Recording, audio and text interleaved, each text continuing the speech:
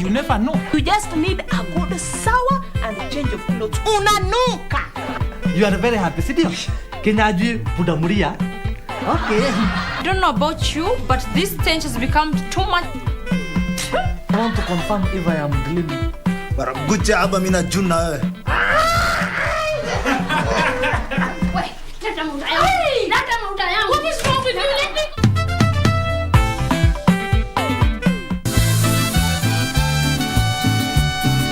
I'm tired of feeling like this. I have to go back to the way I was before I met him. And if I have to get out of here and be very far from him, then that's what I'll have to do. You should have stayed in the past, Julio. And you're never coming back. You never had any children. Abiola is mine. And this only means that you're still connected to her. And that you're still her property. Not a single person owns me, Malena. I had a first wife before. But you are my wife right now. Then why don't you take that picture away and hang up mine instead? Why did you tell me that you'll take me with you, but no, you couldn't do it anymore? Well, if you both want to leave this house, then you both still have time. Little by little, I will become the only owner of this property.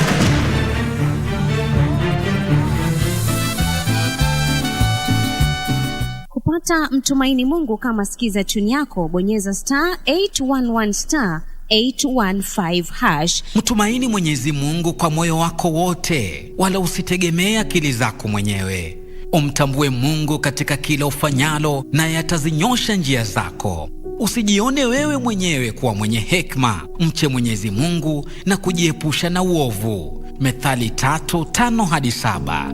Kumbe uovu huwajia wasiojiepusha na huo uovu. Tazama, unahitaji kufanya moja tu bila gharama. Kupata mtumaini Mungu, bonyeza *811 *815#.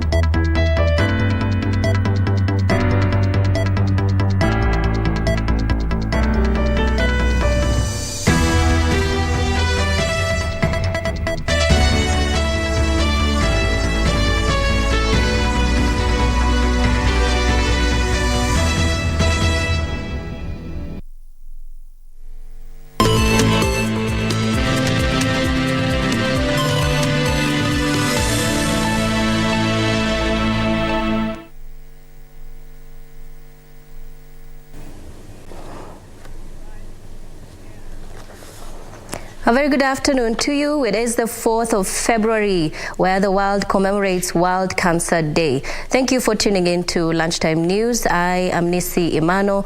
Byron Abuli is our sign language interpreter. Now, a group of cyclists in Meru County is using cycling to create awareness on cancer. The group is covering 400 kilometers from Meru through Laikipia, Nyeri, Kirinyaga, Embu, and back to Meru County. The group is advocating for early screening for easier management of the disease. This as the government is being urged to post more specialists to the grassroots levels to reach more people.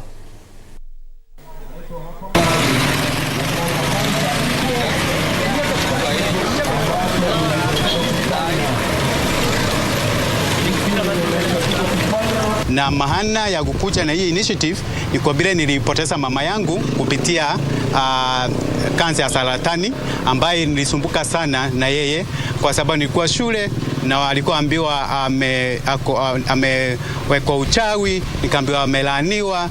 Mimi mwenyewe nilikuwa namuosha na mweka pampers. The whole idea of the challenge is to create awareness of early cancer.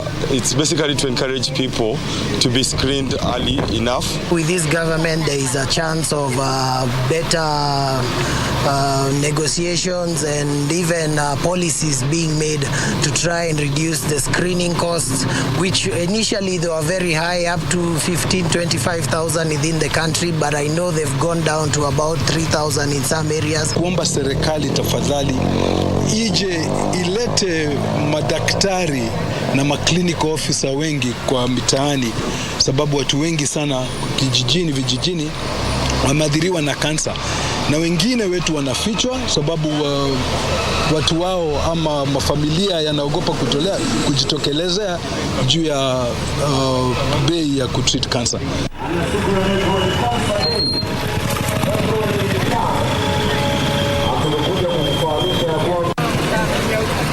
Moving on, Cabinet Secretary for Information, Communication Technology and Digital Economy, Eliud Owalo, has challenged professionals from Nyanza region to take up other roles, including investing in the many economic opportunities available in the region.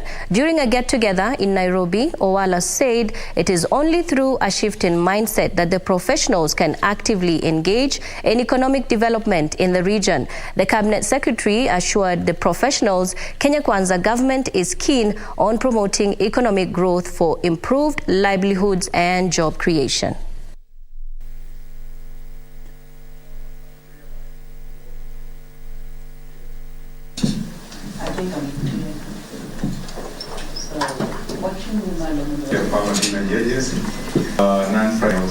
Road.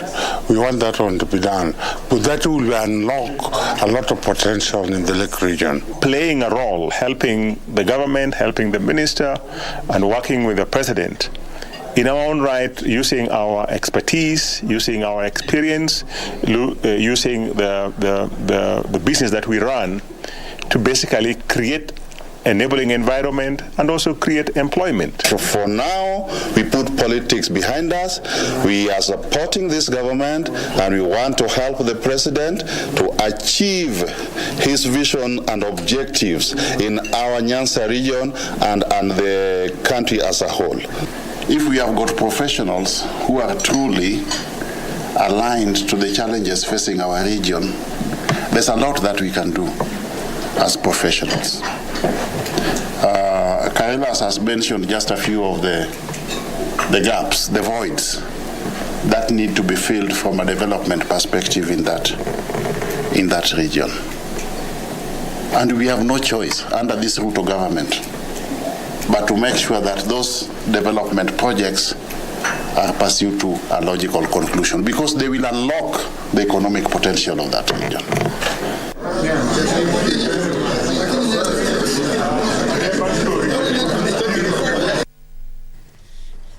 Away from that, residents of Limuru in Kiambu County are counting losses after property of unknown value was reduced to ashes following a night inferno that razed a church and over 13 houses. In a separate incident, at least 5 acres of Muguga forest was razed down in a fire whose cause has not been established. Desperate efforts by locals and fire brigade team from Kiambu County to salvage property. Residents watch helplessly as fire consumes houses and parts of the African Divine Church. Sisi mnatuona hivi, hatuna kitu, tumebaki hivyo tuko. Kama mimi nimebaki hivyo nimebaki.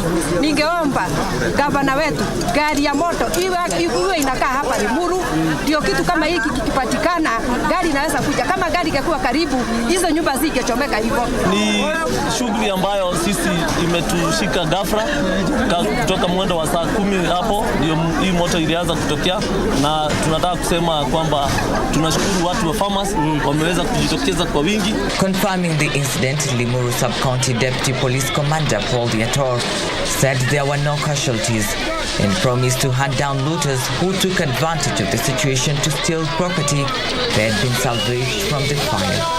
Tambia wananchi kama iko mtu aliona mtu akichukua advantage ya hii shida ya moto akaiba kitu ya mtu, naweza sema ukipata report ama kama uliona mtu akichukua kitu fulani kwa hii manyumba, unapiga report kwa polisi na tutachukua hatua. Muguga Forest, billows of smoke. Residents doing their best to contain the fast-spreading fire. At least 5 acres of forest were destroyed. Ikazimwa tena ikarudi. wakati ilirudi tena ikaendelea kama hekta nyingine moja. Kwa hivyo ilienda kama hekta 2 wakati huo. Tena mwendo wa saa 8 hivi saa 9. You find that there could be 1 or 2 people who could actually be able to maybe put a cigarette or something like that due to the rules that please close the whole of that plantation. And hence this could have triggered this kind of a fire. Trevor Ngendo for Lunchtime News. President William Ruto is in Bujumbura, Burundi for the extraordinary summit of the East African Community Heads of State. The meeting by the heads of state will evaluate the security situation in the Eastern Democratic Republic of the Congo. The one-day meeting is also being attended by President Samia Suluhu of Tanzania, Felix Tshisekedi of DRC, Salva Kiir of South Sudan, Paul Kagame of Rwanda, Yoweri Museveni of Uganda, and the host Evariste Ndayishimiye, who is also the chairman of the EAC.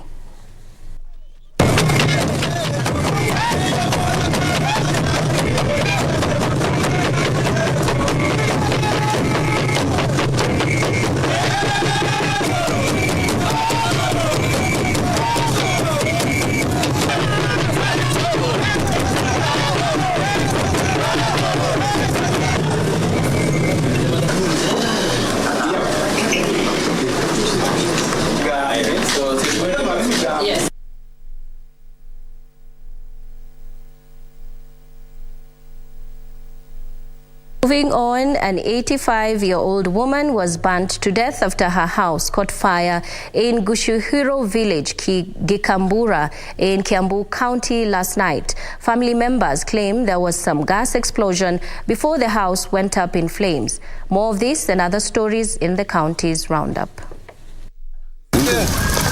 A somber mood has engulfed Gichuhiro village in Gikambura, Kiambu County following the death of an 85-year-old lady Mary Wanjiku Chege. The deceased is said to have been burnt when her house caught fire from what is said to have been a gas explosion. The residents now want the county government to invest more on firefighting engines to avert such incidents in future. Kwa hivyo tunaomba Kimani wa Matangi na wale mnafanya kazi na wao wote, tafadhali mujaribu kutupea dhimamoto. In Bomet County, the county government has disbursed bursaries worth 18 million shillings to Form 1 students who will be joining the secondary schools on Monday. Bomet Governor Hilary Barchok noted that his government has so far disbursed 38 million shillings in form of bursaries. Remember that we have 250 whom we are supporting in Form 2, 250 in Form 3, 250 in Form 4, and in 250 in Form 1. So at one go, we are supporting 1,000 students in secondary school under full scholarship. Today I want to take this opportunity to thank our governor, Hilary Barchok, for giving us this opportunity. Indeed, you deserve all honor, for you have paid our school fees. Indeed, our parents are unable to pay us our school fees, so I want to thank you. And in Makueni County, more than 90 students benefited from the secondary school bursaries from the county government. Governor Mutula Kilonzo says the county government will continue to focus on education matters. Tumekuja leo nyinyi watoto, tuwaambie kwamba mumechaguliwa watu watatu kwa wote, watoto watatu peke yake. Jambo la kwanza, utamshukuru Mungu kwamba umechaguliwa baina ya watoto watatu. You must make Makueni look good. Elsewhere in Meru County Commissioner Fred Ndunga has urged residents in the county to visit Meru Huduma Center to get government services. Ndunga said it is worrying to see that very few people are seeking services at the center. Huduma Center yetu ya Meru ni mojawapo ya zile huduma center zinahitaji kupanuliwa. Tumeona ndani vile baadhi ya idara zimefinyikana pamoja na zinahitaji nafasi ya kutosha. Kwa hivyo nina uhakika ya kwamba Huduma Center Headquarters wakishirikiana na sisi wataweza kuanzisha mikakati ya kupanua Huduma Center yetu ya Meru. Finally, in Kerio Valley, the Kenya National Commission on Human Rights has faulted the government over insecurity in the region. The commission said that the security apparatus in the region have failed to implement its recommendations regarding insecurity in the region. But we have not seen that quick and effective implementation of those recommendations. And I can tell you, kama hizi recommendations zitakuwa implemented and what we are saying there, definitely it will be a game changer kwa watu wetu wa the Kerio Valley and the rest of the parts that experience insecurity. For Lunchtime News, I'm Abdulaziz Abeid. We are taking a break, but more news on the other side of this break. Do stay with us.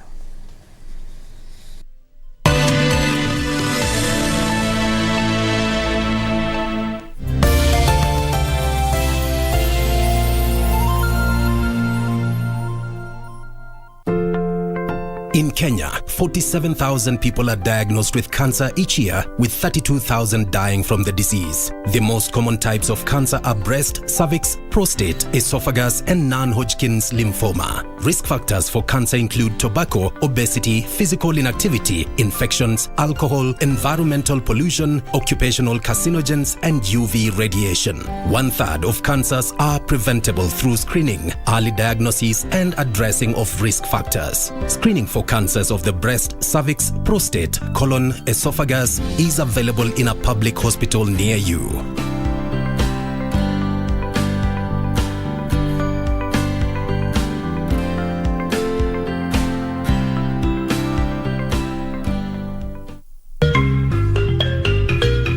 Wiki hii kwenye Mkulima tutaangazia ukuzi wa strawberry, kisha tukuze pyrethrum. After transplanting, kwanza tunatoa maua for the first 45 days. Kwa kwanza 45 tutakuwa tunatoa maua ili ya kuweza kupatia hiyo mmea nguvu ya kuweza kutoa matawi na kuweza pia kutoa matunda for hiyo season inakuja. After hizo siku za kwanza za 45 zikishaisha, tunaanza kuacha maua sasa. Pia itawezesha hiyo maua kutoka ikiwa kubwa na kutoka ikiwa tamu. Ungana nasi Jumamosi saa 10:30 hapa KBC Channel 1 kwa mseto kamili wa kilimo. It's the third round of the DFB Pokal, a mini Revere derby in the DFB Cup. Nissie for Mukoko!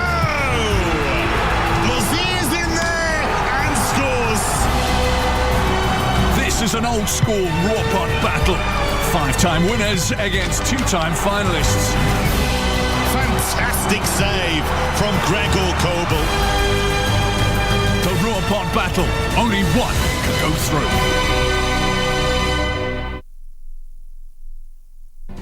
Do you have a news story to share with KBC? Get in touch swiftly on email news@kbc.co.ke or call 0723-892-654 or 0734-780-124.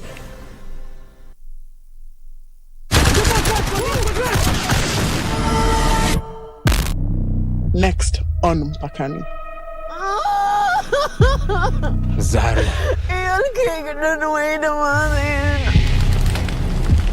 Naburan? We recover 4 adult remains. 3 male and 1 female. Waxaan rabaa inay wada dhintaan. Wayna ka shakeen qorshada weyn.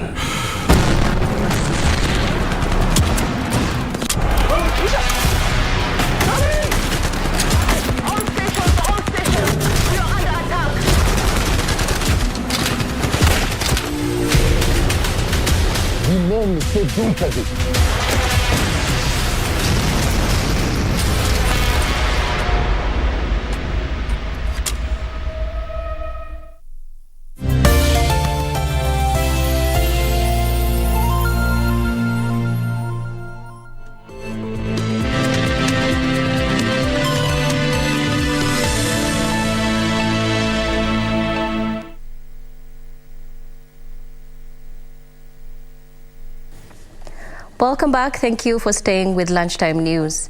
Now, Jeremy Mwenda, a bright and needy student from Igembe North in Meru County, has received financial support to join secondary school. The Kenya Broadcasting Corporation aired the story on his plight 12 days ago, prompting a well-wisher to pay for his school fees.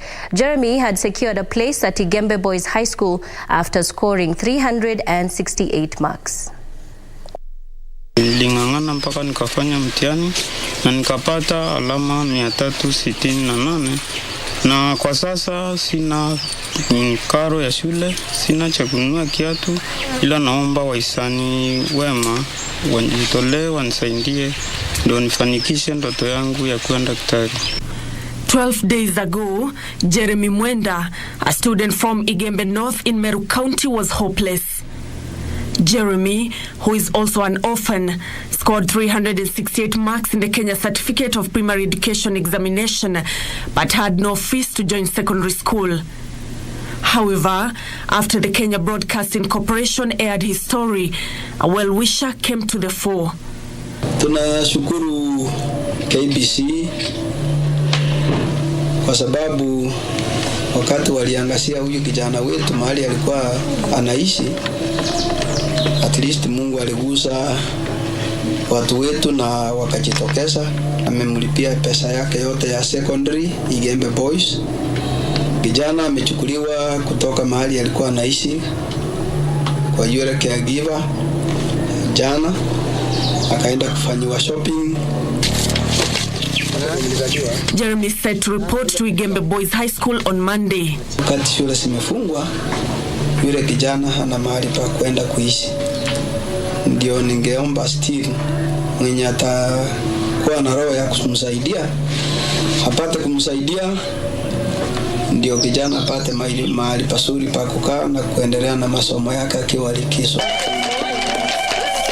Meanwhile, 50 students from Naivasha have received sponsorship through the Elimu Scholarship Program to join secondary school. Majority of the beneficiaries are from the informal settlements and had performed well in the Kenya Certificate of Primary Education examinations. We were considering scholars who are coming from humble backgrounds, those that scored over 280, but their chances of joining secondary schools are very slim owing to their backgrounds. Maybe the orphans, the people living with extreme poverty and chronic illnesses among parents. Ili manage kupata 370 kama alama yangu. Nikaitwa Naivasha Girls, and I hope nikienda huko nitawork even more harder ndio niweze kutoka na a good grade. 381 marks, and I'm hoping to go to Kanga High School, and I know when I get there I will get a good grade so that in future I can help other children like me to get where I am. Nancy Okwari, Lunchtime News.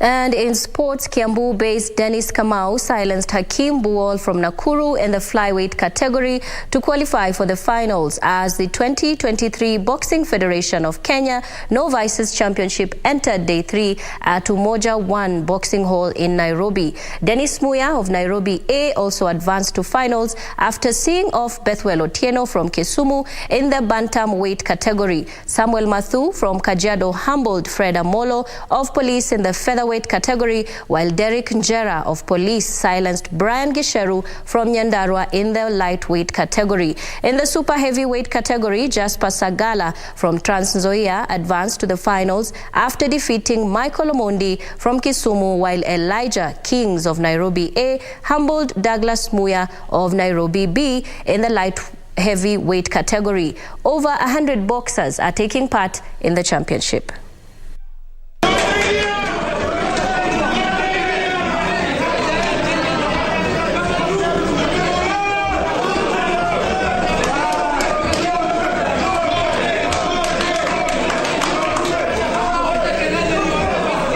Lions Prisons Kenya men's volleyball team has stepped training at the Prison Staff Training College grounds ahead of the second leg of the National League set to be played next weekend at the Nyayo National Stadium.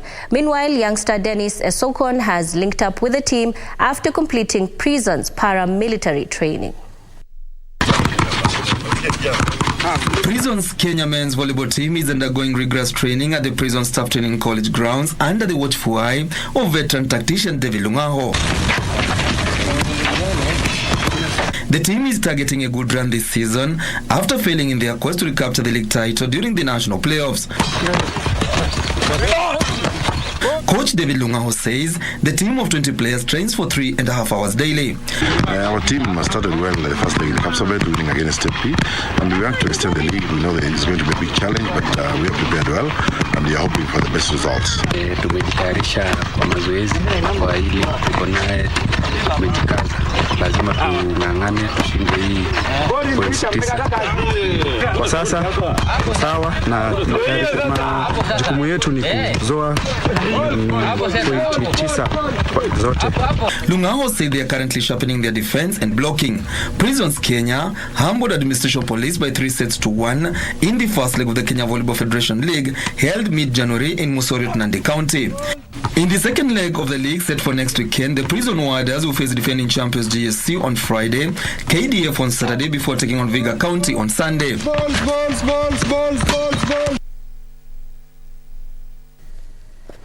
100-meter African record holder Ferdinand Omanyala finished second in the 60-meter men race at the Elite Indoor Meet in Miramas in France. The Commonwealth gold medalist registered a time of 6.60 seconds to finish behind Ivorian Arthur, who won in 6.57 seconds. Turkish Etan Ozkan completed the podium dash in a time of 6.69 seconds, while Kayan Oza and OG Edobaran settled for 4th and 5th places respectively. In other races, Kenyan's Collins Omai took a time of 48 seconds to finish third behind Portugal's Joao Colio and Ricardo Santos, who took the first 2 places respectively in the men's 400 meter, while Weissman was settled for third position.